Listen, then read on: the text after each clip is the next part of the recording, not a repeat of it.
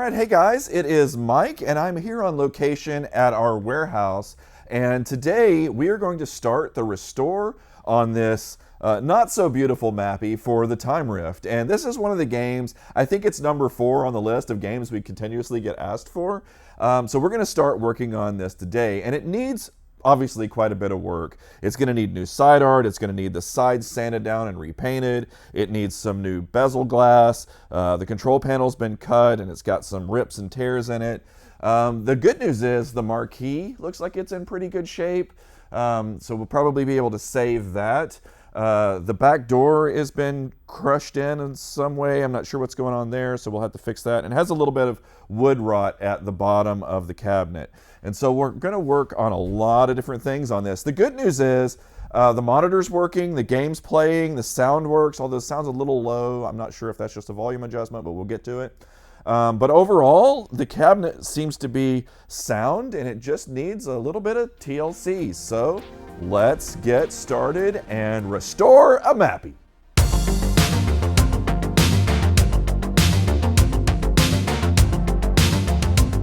I'm always amazed when I take the back door off of a new project cabinet and find the screws to be like 3 or 4 inches long.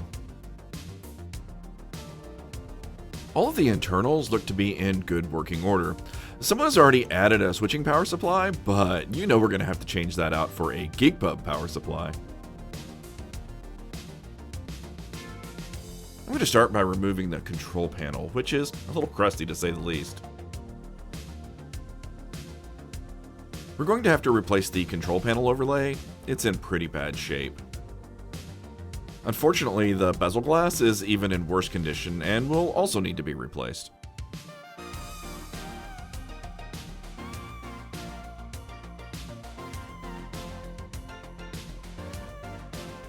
I'm going to go ahead and pull all of the electronics out of the cabinet to keep them safe during the restore process.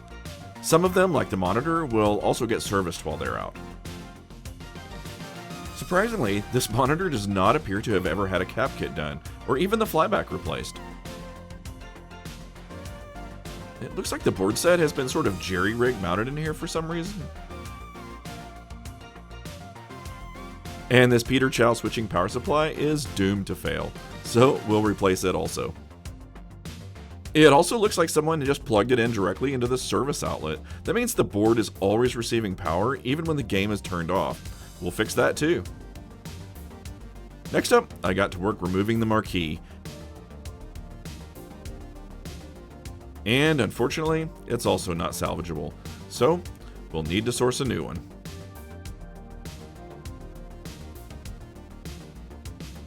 I went ahead and removed the topper completely, got rid of this little number badge, and then removed the coin door. And finally, I removed all of the old T-molding.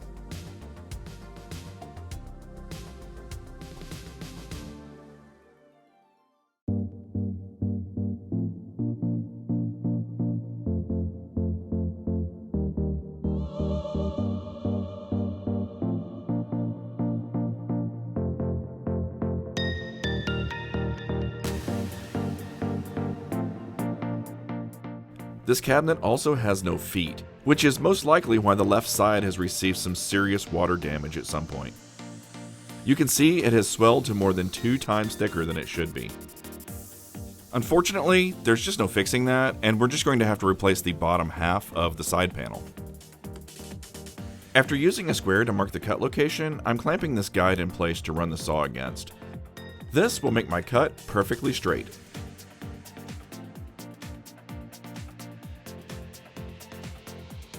It was in such bad shape that I just lifted it right off the cabinet, no force required.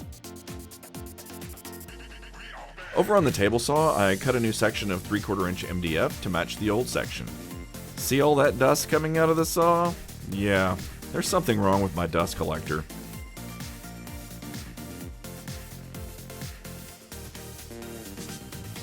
The way these cabinets were originally made, they had rabbits and dados cut into them to make the assembly easier at the manufacturing plant.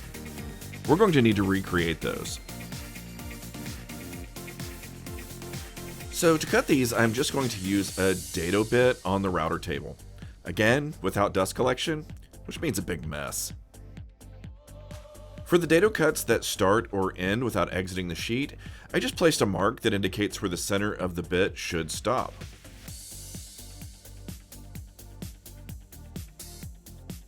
For these last two, my router table just wasn't large enough to reach them, so I temporarily nailed some guides on and did them with a handheld router.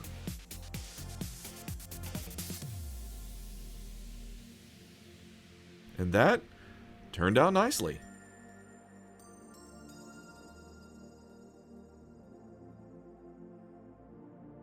To give the side panel strength where it is joined together, I'm just going to use dowels.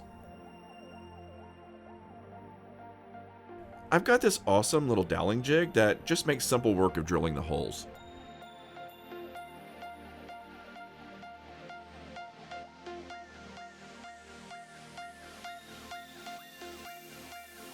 I felt like 3 dowels would be just about right, so I added some glue and put it all together. To keep everything nice and aligned while the glue dries, I just clamped everything in place.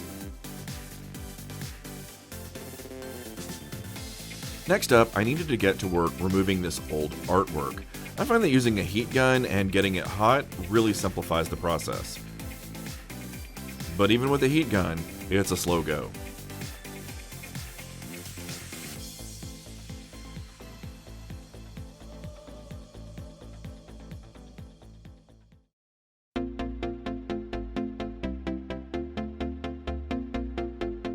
With the artwork removed, it's time to start sanding everything down, so we can Bondo out where we joined it and fill in all the little imperfections. Now, some of you might be wondering why I use Bondo instead of wood filler. Bondo dries much faster and becomes much harder than wood filler. Bondo won't soak up the paint, and it's also great for transitions between different materials.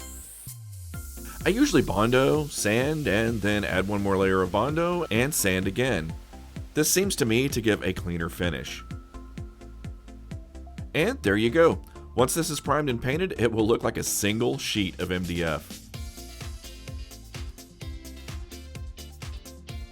Since this is a brand new piece of wood, it also needs a T-molding slot added to the front of it.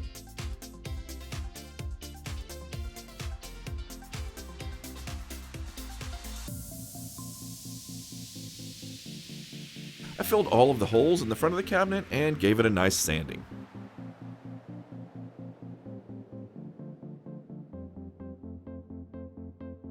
I always prime every cabinet I restore with Kills primer, especially one that has had water damage in the past. Kills will cover the stains and it also seals up the wood. I usually do 2 to 3 light coats about 15 minutes apart and let it dry overnight.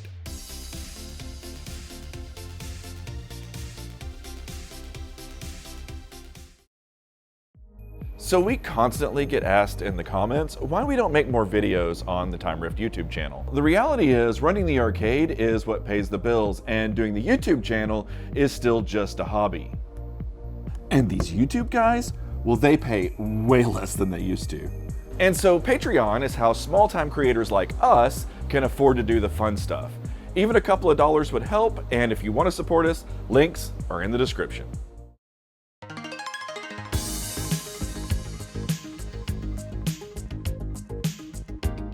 Okay, so after letting the primer dry overnight, I got to work painting the cabinet with 3 coats of an oil-based paint. Now, I know I say this every video, but it's important to use oil-based paint anytime you plan to install artwork. Latex paint gases out over time, and it will cause your artwork to bubble and peel. You'd never know we replaced the bottom portion. Now, this might be a controversial move, but I just can't stand the orange T-molding that shipped originally on Mappy. I've decided to put on a nice red T-molding. This more closely matches the color of the control panel overlay and the marquee graphics. Let me know in the comments if you think this is a good move or a bad one. Mappy's artwork is a bit of a pain to install. It's not just an odd shape, but the shape doesn't even match the angles of the cabinet. What I finally decided was the best course of action was to just tape it in place temporarily and then measure from the specific points on the cabinet. I just kept adjusting until I got it in the right place. I like to leave a portion of the artwork taped in place and then just remove a portion of the backing paper. I lightly spray the cabinet with Rapid Tack just to make installing the artwork a little easier. I'll put links in the description to all of the tools I use when installing artwork. I think the number one mistake I've made in the past with artwork is getting in a hurry. It really does make all the difference to just go slow and take your time. Also, I only peel back just enough of the backing paper for the area that I'm currently working in case I accidentally let go. I have to say, Mappy really does have some beautiful side art. Both of the marquee lights were out in this cabinet, so we're just going to replace both with LEDs. There are several benefits to LEDs. First of all, they won't fade or brown the marquee artwork, and they use less energy and therefore cost a lot less to operate and generate less heat.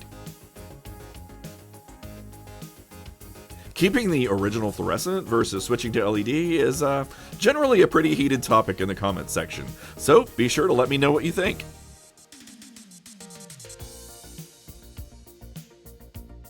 With the marquee lights done, it's time to start with some of the reassembly process. This is my favorite part, when all of the work we've done to this point really starts coming to life.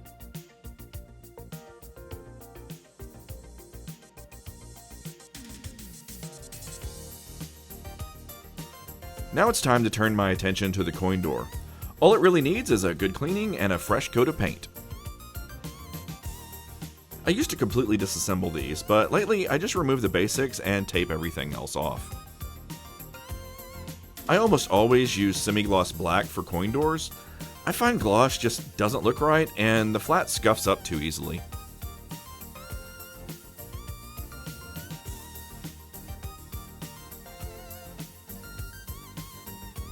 It's time to install the artwork around the coin doors. These little guys really make the kick panel pop, and part of what makes this game look so cool. Definitely a neat touch by the designers.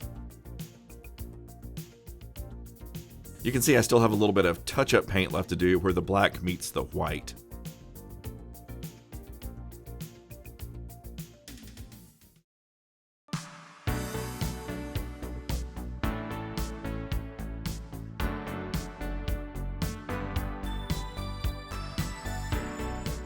Now, it's time for what usually is my least favorite part of an arcade restoration, restoring the control panel. I say it's my least favorite part, mostly because it's a lot of hard work, but it's probably the one thing that makes an otherwise okay restoration into an awesome restoration. A restored control panel with a new overlay just looks and feels right. So many arcades skip this step, and I just think it makes all the difference.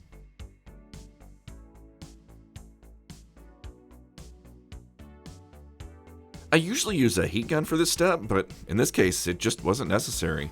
The adhesive is so degraded, it's just peeling right off.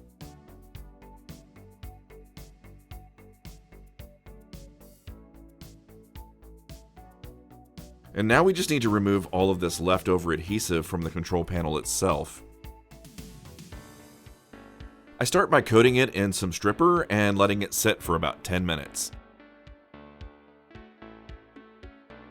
Sometimes I can get away with just a razor blade or a scraper, but in this case it's just going to take forever. I added a razor to my multi-tool and off it comes in no time.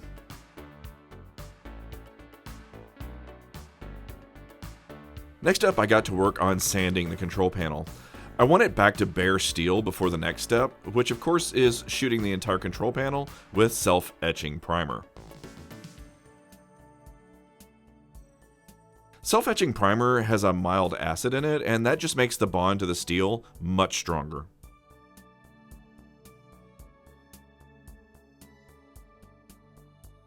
After letting the primer dry for about an hour, I sprayed the entire control panel with 3 coats of black semi-gloss, the same paint I used on the coin door earlier.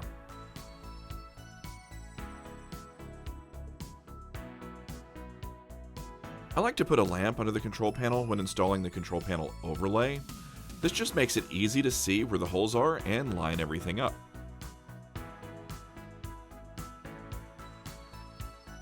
Once I get everything lined up the way I want it, I apply masking tape to hold it in place.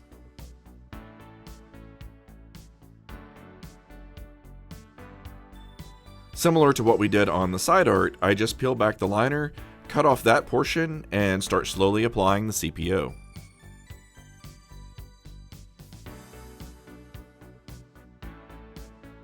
The CPO uses a very thick polycarbonate laminate. It's hard to bend around corners, so I take extra time and really work it around the corner. Some people like to heat them up, but I find that really doesn't work all that well. Once I get past the corner, I can go back to normal application methods.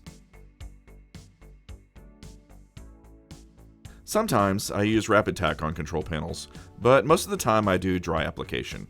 Rapid Tack is great, but on the bends it makes it really hard to keep it adhered during the bending process.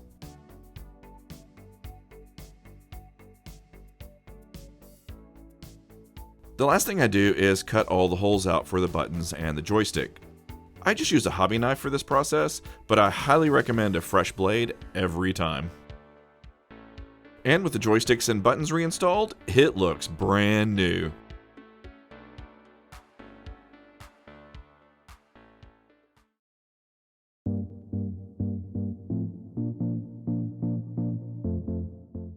Next up, it's time to service the monitor.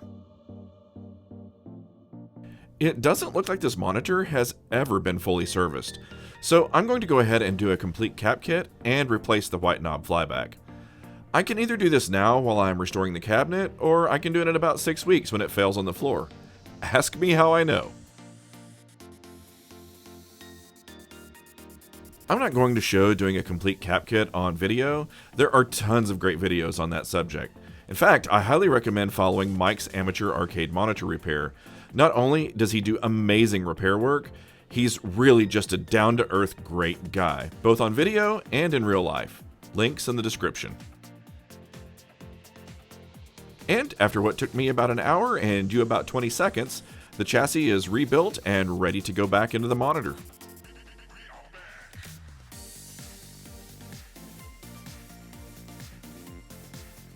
Anytime I service a monitor, I always hook it up on the bench, test everything, and calibrate it as best as I can using the pattern generator before putting everything back into the cabinet. The settings for Mappy will undoubtedly be different, but at least we're starting from a known good place. Speaking of adjusting monitors, I put in a call to Mike Woods and asked if he could stop by and help adjust this monitor. Mike seems to have this mystical ability to adjust monitors to look absolutely amazing. So, while he's on his way, I'll go ahead and finish the final few bits of assembly.